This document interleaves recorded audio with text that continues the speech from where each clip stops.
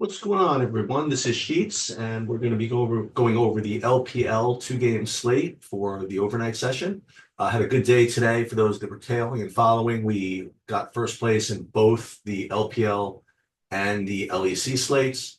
We didn't get a unique lineup or anything like that, but yet still we did get the optimal and made money, which is definitely a good thing. Today is a two-game slate. Uh, LNG and RNG in the first game, and then FPX and BLG. You have two pretty sizable favorites, and on the surface, it certainly looks pretty straightforward.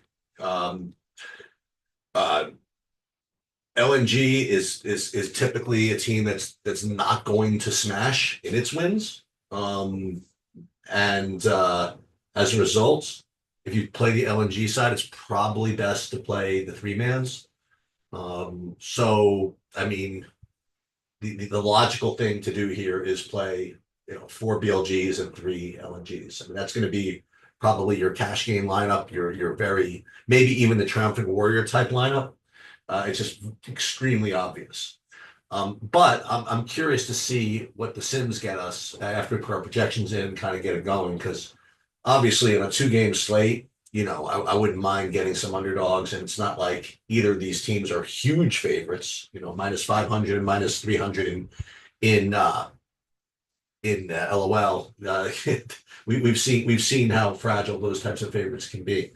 In addition to that, we're not going to be opposed to playing, 4-2-1s and things like that if we get them in the stack distribution. So we're probably not going to mess with that. So let's just go ahead and start building. How many lineups do you even want to run? I mean, I don't really feel we should need to build 750 lineups in a two-game slate. But I guess it couldn't hurt. Okay. So we're going to build 750 lineups for no other reason than to, give us some more options. The other thing is, again, I am playing this other smaller GPP. So it's going to show up here in my contests. You'll see in the contests here, we have not only the Triumphant Warrior, but also the double buff, which we always play. And then this team fight. Again, I mean, why not? Okay. It gets us a little more practice. And, $1,000 is $1,000 if we happen to win it outright. I kind of like it. So we're going to do the same process for both. And let's see what we got. I mean, I can almost promise you that without running the Sims, we're going to be getting 100% BLG and 100% LNG. And I would say, well, let's put it this way. If it's not 100% four threes, well, it can't be because of 750 lineups. You just can't get that many combinations. So it can't be 100%, but you could say 100% of the 60 top ones to be, I don't know if we can get all four threes. That's probably not possible. BLG4, LNG3, but I'm pretty sure that most of the reasonable ones are going to be covered. I wonder what the next best options are going to be, after BLG on top of LNG. Would they, well, I imagine that RNG with the three-man stack would be the next best. And then I guess LNG four-man over BLG would be the next best, but we'll take a look here. So let's just see what we get. Like right out of the gate, without making any changes at all. It's still getting some 3 threes, but whatever. We'll be getting 100%, looks like. Yeah, 100% LNG, 100% BLG combinations, but not all of them are 4 threes, like we said. Okay. If we looked at the four-man stacks, it would be BLG would be 54%, and you would actually get 37% LNG four-mans. So if we do fade the LNG four-mans, we're going to be, maybe we'll be okay. But I'm pretty sure the LNG four-mans are going to be less popular. So we're probably going to leave those in. But again, we're not going to play 100% of both these guys. Let's run the Sims. And what the Sims are going to do is going to take into account what, we believe the field is going to play. And then we're going to try to create lineups that get the most leverage against that. So I imagine this is where you get all kinds of, well, you might not get 100% of these guys anymore. So now we'd be getting oh my God, still no bargain. 96% BLG, 75% LNG, and then 25% RNG. So it's a little bit annoying. But that's just kind of what they're giving us as far as this slate goes. You do see a bunch of, well, let's get rid of the three threes. We still see a whole bunch of 4-2s showing up near the top. And those look like, you know, this one's got RNG in the team position for some reason. But what these 4-2s, I believe, are designed to do. Well, this one, I don't know what this one's exactly designed to do here. But what the 4-2s are sort of designed to do, I think, is to assume that the RNG LNG series could be low scoring and, you know, maybe a 3-game series where one guy for the losing team has kind of a random good game.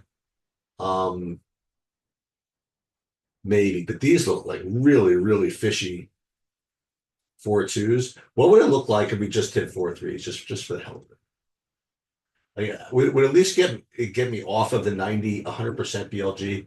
Yeah, at least we would do this. So I think that this is actually what we're going to probably try to do here. You know, just to get a little bit different, you know, we'll limit it to 4-3s, and then we'll at least get some of the underdogs, some of the RNG, some of the FPXs. So I think that's exactly what we're going to do. Let's take a look at what would happen if I went to min uniques 2, for example. And let's see what would happen to the meeting destination ROI if I did that. Would it crash? It crashed a little bit.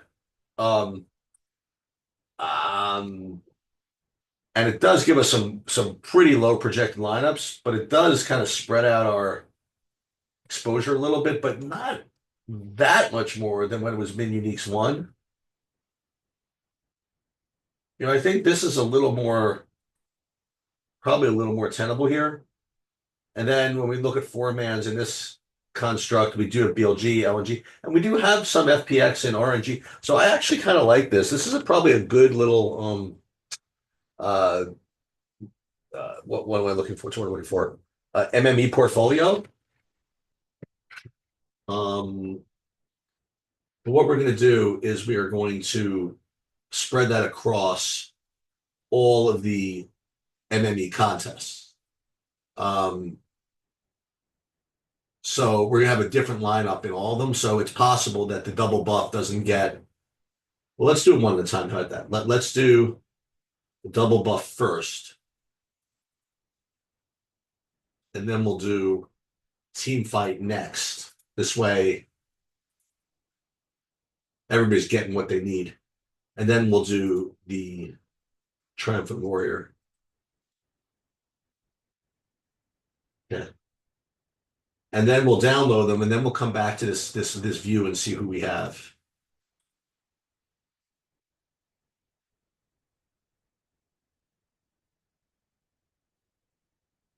See if we can keep this little mini streak going here in LOL.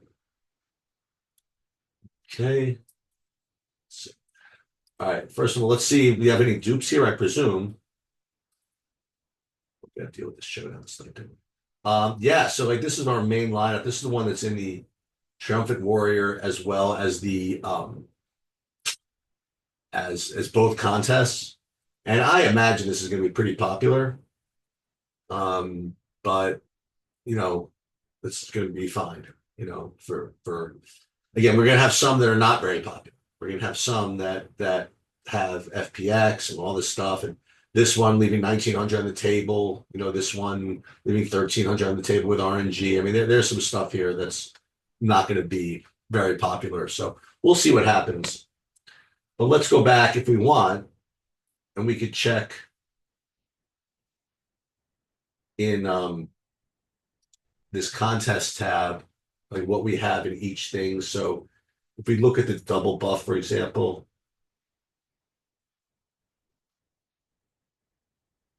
let's see. Oops.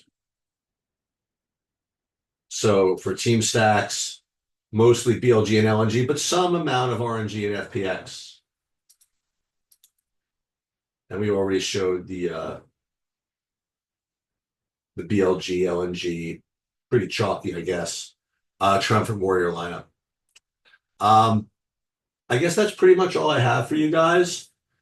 This is gonna lock, this video is gonna lock in around 5. It's gonna be released in about 5.